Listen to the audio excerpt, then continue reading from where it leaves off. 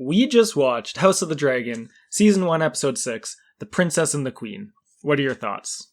I thought it was good. It took me a little bit of time to get used to the time jump with the new actors and, figuring out where everyone is at this point. But, still a solid episode. Some different, some choices made with the production, like the way that they shot the opening scenes, were drastically different than the other episodes that we've had so far. And that also made it difficult for me to adjust to the changes. But once it got into the episode, past like the first, I think, 10 to 15 minutes, then it started to feel more like it had previously. A part of me does wish that we didn't do such a drastic time jump and maybe stuck with the cast, like the younger cast. But this is what we got, and hopefully it just keeps up being very high quality going forwards. Yeah, I had a different outlook. I thought it was a very good episode. I was thoroughly entertained throughout the whole thing. So I'll just go ahead and give my score and then we'll get into it. I think it's about a 8 out of 10 for me. I'm going to say probably a 7 for me, which is still really good. But anyways, we will get into some of our thoughts on the episode. So right away, we got Rhaenyra giving birth to her third child. And as the episode goes on, we find out that the children are not her husband's. That they are potentially, and I think it confirmed it, that it was Harwin Strong's sons, who is the leader of the City Watch. Yeah, so that was never confirmed by either Harwin or Rhaenyra, but heavily hinted to the point where it's like, all but confirmed. Yeah, exactly. Like, unless they look straight into the camera and tell us these are bastard children, then we're gonna, have to assume that that's what's going on. And of course, Harwin was acting very fatherly towards the children throughout the episode. Especially that scene with Kristen Cole training them in the yard. And Rhaenyra didn't deny it when she was asked by her son at one point, like, hey, is Harwin our dad? And she said, you're a Targaryen and that's all that matters, which was very sus, but is the truth. So what do you think about how that kind of sets up future conflicts? Okay, so with that being said, you're Targaryen and all that, that's all that matters. That had me wondering, like, since she birthed the children and it, like, they're her direct descendants, are they considered bastards? I guess, like, technically they are considered bastards, but in the terms of the kingdom and in line for the throne, are they considered bastards and do they have rights to the throne?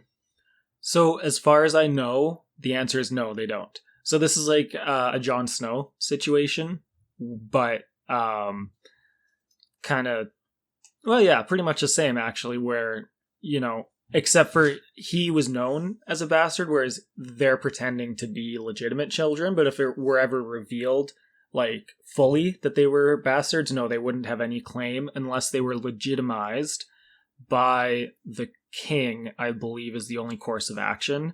Which is interesting because you'd think once Alicent becomes the ruler, she'd be able to legitimize her own children. But again, I'm not 100% sure how that would work.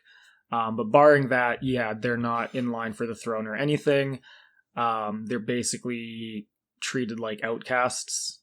Like if people were to find out. If people were to find out and it was to become recognized. Okay, so with the king not inquiring further about, their fatherhood, or their, like, parentage, does that mean that he may legitimize them in the future? I think it means he wouldn't, but only because he would never not assume, but want to acknowledge that that they're bastards in the first place. Okay. Because as far as the realm as a whole is concerned, right now, those are Targaryens. So then with that, like, Alicent's so hellbent on, like, revealing that to the kingdom, because, like, everyone, the king already knows, so there's no point in her, like, really pushing him again on that. Like, it was said that, like, she tried a few times, or that he had already been given evidence, strong evidence that they're not, forgive me for not remembering his name. What was her husband's, Rhaenyra's husband again? Laenor's sons. So with like that happening, what do you think like her plan is then? Like, what's her end goal with her continuously pursuing this throughout episode 6? Well, supposing that they were proven as illegitimate children, the next in line to the throne after Rhaenyra passes would be Alicent's kids. But I thought that the thing is once Rhaenyra dies, her children would become like the ruler, and then they take on the Targaryen name. Yeah, but if they weren't legitimate children, oh, I see what you're saying. Okay, they would never be able to take on the Targaryen name, and therefore Alicent's kids would become rulers. All right, what do you think of Alicent's kids? We got Aegon, Aemond, and who's the daughter? Helena. Okay. What did you think of their appearance in episode 6 here? I think the only one that's gonna stay, innocent is probably Helena, the one with the centipede there, who may or may not be prophetic. And what makes you say that? The remarks she made while she was like holding the worm, she said that it had no legs, so that means X, Y, and Z, right? Like, I forget what she said exactly, but she was like making a prediction. Exactly, and I don't know what those predictions correspond to yet, but But couldn't it be like you know how like the maesters and like is it the septa or the high High Septon? Yeah, they also make similar statements, but they don't all come to be true. So like, doesn't mean she's like a clairvoyant or anything. So in the books, especially in like the Tales of Dunk and Egg, which are novellas, there are some characters, especially Targaryens, who have dragon dreams. So one example would be like one character had a dream of a dragon hatching at a specific wedding or event. It might have been a tourney. And it wasn't an actual dragon. What it ended up meaning was that this one Targaryen, and Targaryens are referred to as dragons, kind of came of age in that like event. So that was like a dragon hatching, quote unquote. So the dream that this person had wasn't untrue, and it did become a thing, but it was misinterpreted. And so that happens a lot in the books and in the world as a whole. Is there are prophetic dreams and visions, but they are usually misinterpreted. Okay. But there are characters who can more or less see the future. It's just not always the way it seems to be. Do you think we're going to see that play out, or is it just more of a story building or like world building of who that character is? I think it's a bit of that, and then also it might have been like throwing a bone to the book readers, saying like, if you know what's about to happen, that line means a lot to you. And if you don't know what's about to happen, but you rewatch the episode, you'd be like, oh, that's what that means. Okay. Kind of a wink, wink, nudge, nudge to the audience. Okay. And then with Alicent, she also is conspiring with Larys Strong, who is brother to son of the Hand of the King and brother to the father of Rhaenyra's children. But he's like conspiring with her to like reveal the secret, like Rhaenyra's secret, right? That's my understanding of what he was doing, but it's like very unclear his motivations, because he ends up hiring some prisoners to burn down the castle that the Strong stay in, and it kills his brother and his father. But Alicent didn't want that, but it was like implied that he was doing it for her. Yeah, so I'm a little lost there. I think that was one of the weak points of the episode, was Larys's motivations and kind of his thought process behind that action that he took, the burning of Harrenhal, because you really have to make some assumptions, I think, to justify those actions. Like, my assumption is he did it because that'll make him the Lord of Harrenhal, which is a pretty powerful, castle. And then it also puts Alicent in debt to him, even though it's not what Alicent wanted, because he could easily kind of, turn that against her and be like, well, she commanded me, and so he's kind of got that threat hanging over her now. And he mentioned, oh, I'm sure you'll reward me for this in the future. But other than that one line, it wasn't really explained. So I think you're right to be confused. It wasn't explained super overtly. But knowing how the world works, you can kind of make some assumptions about why he did that. So it's going to be something that like we'll probably see later down the line where he tries to call in like the favor, or she constantly feels like he has power above her, like something on her. Yeah, or that he's a wild card. That would be my other thought about how Alicent sees Larys. The one character he reminded me of is like Littlefinger, but Littlefinger, even though his end goal wasn't very clear, you could tell kind of like he was playing his own game while helping others. With this Larys guy, he just seems to be doing like barely a plan. Yeah, so the one line from the Game of Thrones series that comes to mind when you talk about Littlefinger and his scheming was, and it was Littlefinger who said this, chaos is a ladder. So Littlefinger would create chaos to move up in the ranks, basically, because with chaos comes opportunity. So if you're comparing Larys to Littlefinger, then you can see his actions as creating chaos. Like, for example, the Hand of the King position is now open. So maybe he wants that position to be, whispering into power. Oh, so potentially, like, here's where my brain goes when you say that, is Larys might force Alicent to suggest another Hand of the King that would favor him. Yeah, or him, like he himself would become Hand of the King, but I think he's too removed from the king at that point. He doesn't have enough, like, his dad was Hand of the King, but he didn't have, like, it didn't sound like they communicated much with the king himself, so it's not like he would have a favor. Yeah, and I agree with that. I think it's more likely someone he knows who he can influence becomes Hand of the King. But yeah, I hope they follow up on that and kind of show his motivations, because his action makes him an interesting character, but we don't know much about him. Yeah. Speaking of him and his family, do you think that they killed off Lionel and Harwin like way too soon? Like, they barely gave, like, Lionel we had some time with over the last 5 episodes, but Harwin, like, he was introduced at the end of the last episode? He appeared in a few other episodes, but I think the last episode was really the first one where he did anything, which is when he rescued Rhaenyra from the fight in the wedding. And then this episode, he was obviously in it and did a lot, and that was it. So yeah, I quite liked his characterization. It's like, I just felt like they could have maybe built the tension up a little bit more instead of just getting rid of it right away. Like, there's tension from his actions that will be like repercussions because of like the decisions that him and Rhaenyra made, but getting rid of him doesn't like do much for me, because I would like to see like them sweat a little bit, him get squeezed, and like then have him maybe get taken out. Or when he fought Criston Cole, like, it was justified, but the impact of it would have been a little bit more if you had more time with him. Yeah, I do know what you're saying. That brings about like a more meta level discussion, which is like they're telling a story that's already set.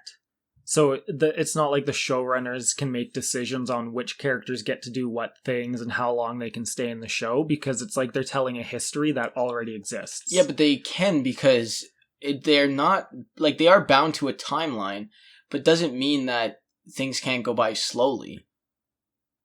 They're burning through decades, and it just feels like things are happening very, very quickly without a lot of time to grasp onto them. So, like, a consequence of the time jumps is a character like Harwin doesn't get as much time because they're kind of rushing towards certain events. Exactly, and like someone like who might have more screen time, like there's always those side characters who the fan base or like the audience latch onto, and then maybe they end up getting killed or something, and it's dramatic.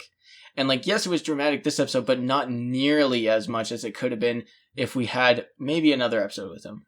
Yeah, it was dramatic, but not like emotional. Like, I really liked Harwin. I'm sad that he's gone, but I didn't feel for him that much because I didn't know him that well as a character. Yeah, and just one more thing on that, it would have given us more time with him and his children. So you could see like the impact of him leaving on Rhaenyra's her family, and then that would put more weight into Alicent's allegations. Like, it just, you just flesh that out a little bit more. Mm-hmm, mm-hmm. And then going back to the the Harwin like attacking Kristen Cole. With Kristen Cole, it's been a decade since he killed, what was that guy's name? Joffrey. And there seems to be like no repercussions for his actions. Yeah, and that was the like second gripe I had with this episode, and I think you feel the same way, where we were expecting on the heels of episode 5 to some fallout. Yeah, exactly. Fallout from Kristen's actions. But it seems like he's just moved on and changed factions, and that's that. Yeah, and with his attitude, like he curses the princess right beside the queen, which is pretty much it's a no-no.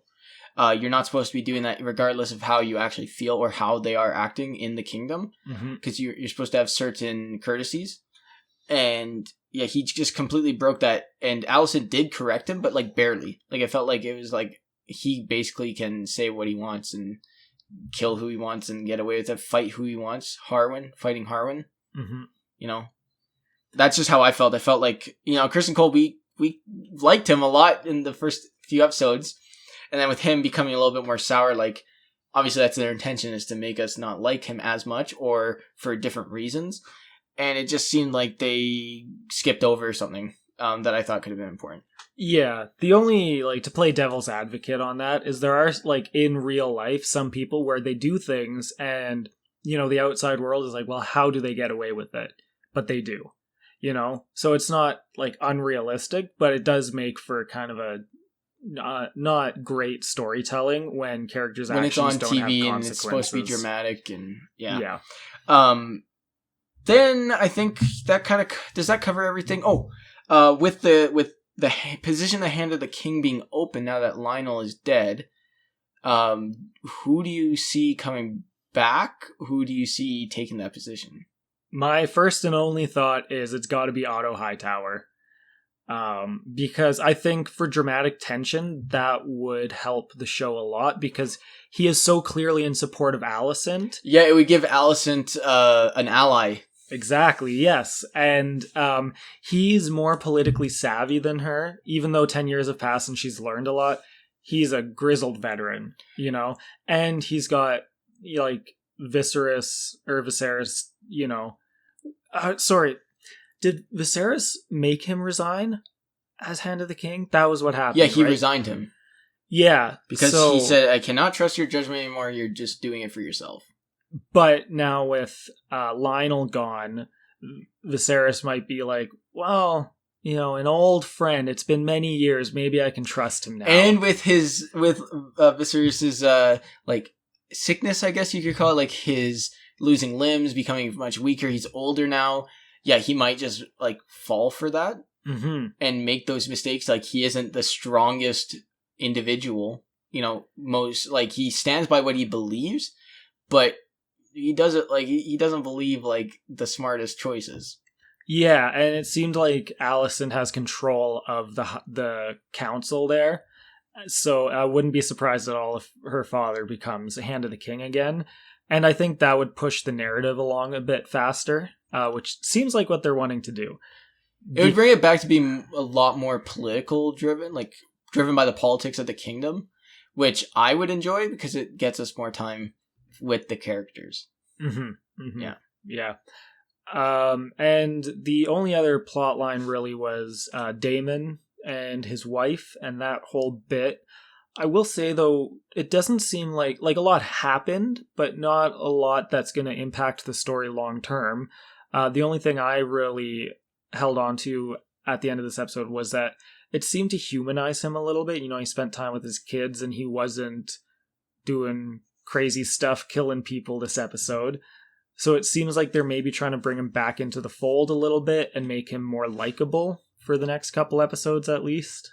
Yeah, and I did like how with his wife giving birth, he was given the choice that Viserys was given in episode 1, where they could do the C-section, but he didn't choose and then allowed Laena to make her own decision, basically, because either way she was dead, either way the baby was probably going to die, and he let her go out on her own terms instead of falling to the greed of having another child or heir. Yeah. So we see like a little bit of a change potentially in the way he conducts himself.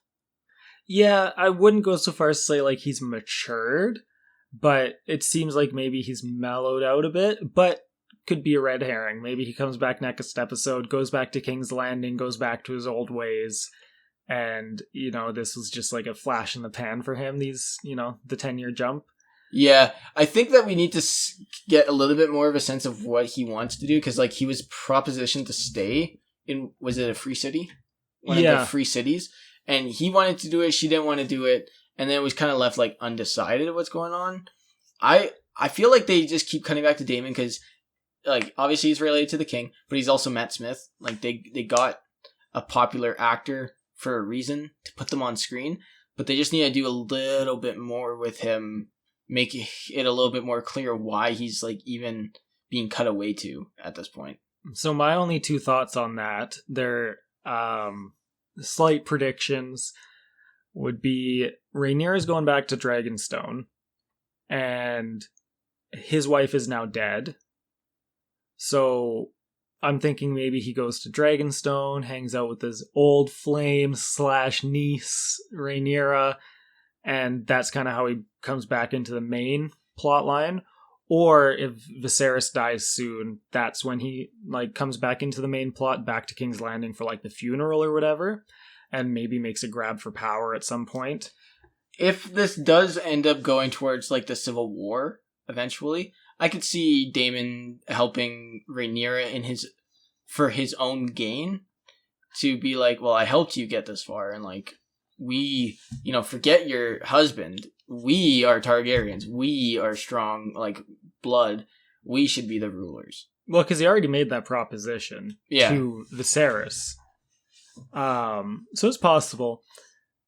But there's also the family aspect, like what you said, they're Targaryens, but like if there was a civil war, of course he's not going to side with Alicent, because Alicent isn't family, and we've seen that he loves his family. Like, that's his one... He has a respect for blood. Yeah. So that's why I also think he's going to, you know, link up on Dragonstone at some point. But I guess we'll just have to wait and find out. So where do you, like, next episode, what would you like to see, or do you have any predictions on what will happen?